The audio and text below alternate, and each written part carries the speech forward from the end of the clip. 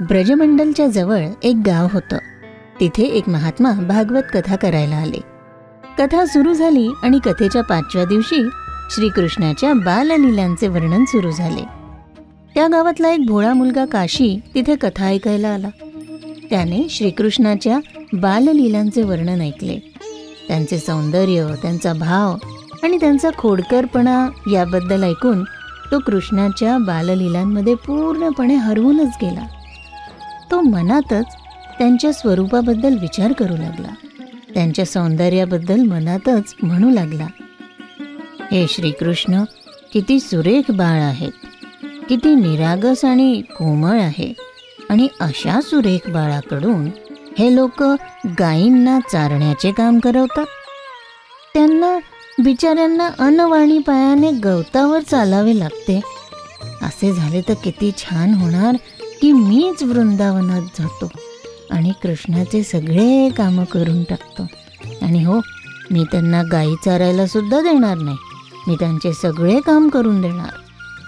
मनातच असा विचार करून आणि कोणालाही न सांगता काशी आपल्याच धुंदीत वृंदावनाकडे निघून जातो. काशी खूपच भोळसट मनुष्य होता. त्याच्या घरी सुद्धा त्याचा काही मान सन्मान नव्हता.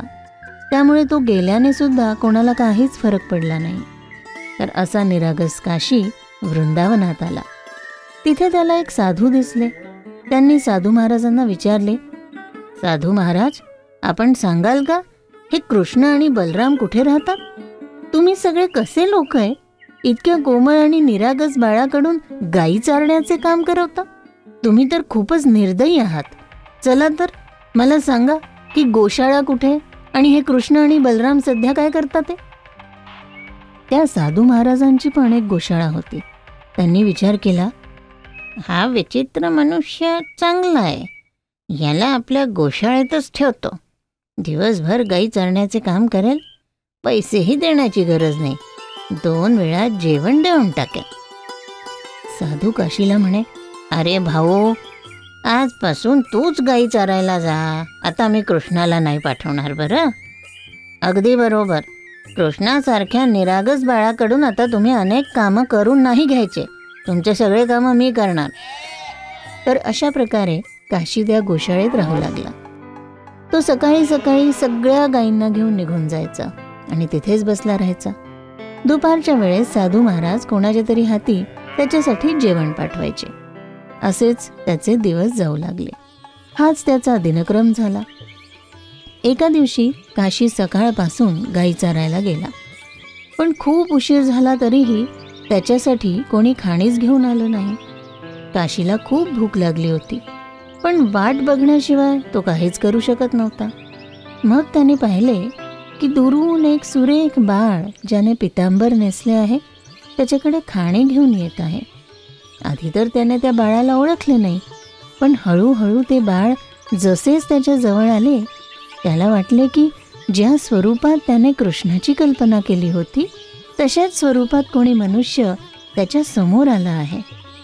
काशी एकदम त्या बाळाला म्हणाला, अरे, तू मला जेवण देण्यासाठी आला आहेस? मी तर त्या साधू महाराजांना म्हटले होते की तुझ्याकडून काहीच काम करून घेऊ नका म्हणू.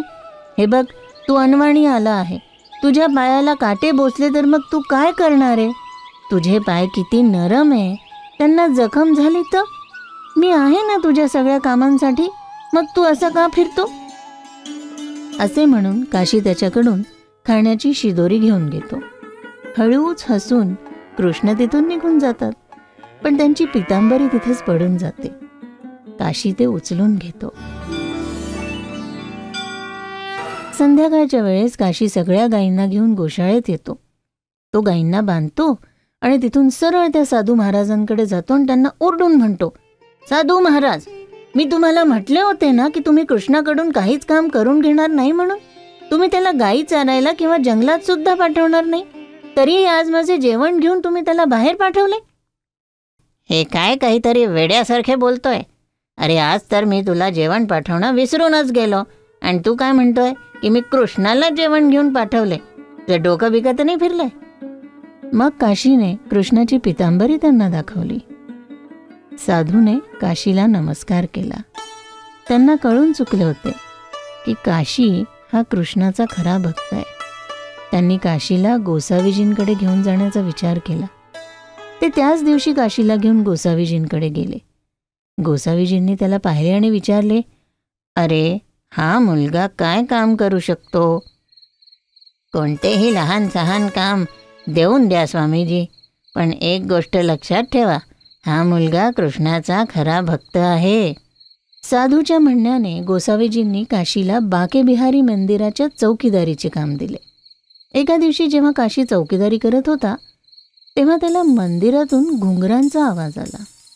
त्यानंतर त्याने पाहिले की एक सुरेख मुलगा मंदिरातून घुंगर घालून पळून जातोय.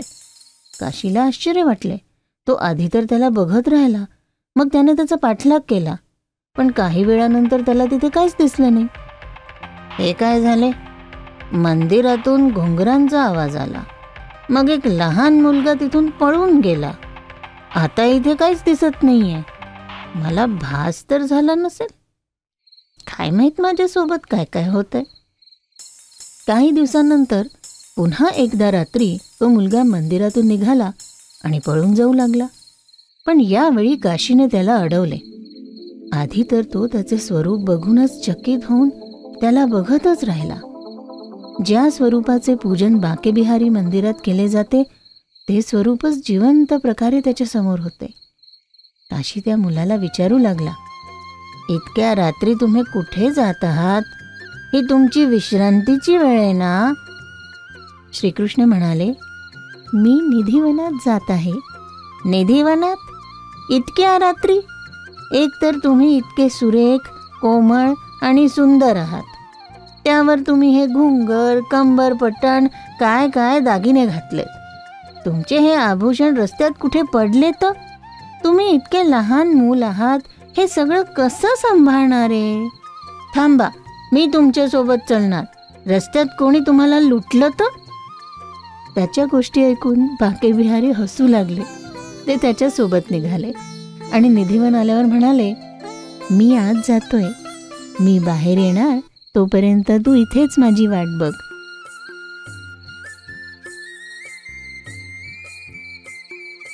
काही वेळानंतर काशीला खूपच सुरेल बासरी ऐकू आली. इतकी सुरेल बासरी? इतक्या रात्री कोण बासरी वाजवतंय? काशीने इतकी सुरेल बासरी कधीच ऐकली नव्हती. तो त्याच भावावेशात निधिवनात गेला आणि त्याने समोर जे दृश्य पाहिले तर तो थबकून उभा राहिला. हे काय? आमचे बाकेबिहारी आपल्या रासलीलेत लागले आहेत. ते तर दिवसभर मंदिरात उभे राहून लोकांना दर्शन देतात आणि रात्री इथे स्त्रियांसोबत नृत्य करतात. बाकेबिहारी दिवस रात्र किती काम करतात. म्हणूनच त्यांचा रंग कसा काळवंडलाय. आणि इकडे बाकेबिहारी रासलीलेमध्ये निमग्न होते. तेवढ्यात नाचत असताना त्यांच्या गळ्यातून माळा तुटून पडून जाते. काशीने ती माळ तुटताना पाहिली होती. त्यांनी त्यातील सर्व मणी सांभाळून घेतले. जेव्हा सकाळ होणार होती असल्या ब्रह्ममुहूर्तात बाकेबिहारी आपली रासलीला संपवून मंदिराकडे निघाले होते. काशीने पण त्यांना मंदिराकडे जाताना पाहिले. तो त्यांना थांबवून म्हणाला, कृष्णा, हे काय? तुम्ही दिवसभर सगळ्यांना दर्शन देण्यासाठी उभे असता आणि रात्रभर नृत्य करता. असेच राहिले तर मग तुम्ही आराम कधी करणार? कृष्ण काशीच्या या बोलण्यावर काहीच उत्तर देत नाही. ते मंदिराकडे निघतात. काशीसुद्धा त्यांच्यासोबत मंदिराकडे जातो आणि मग कृष्ण मंदिराच्या आत निघून जातात.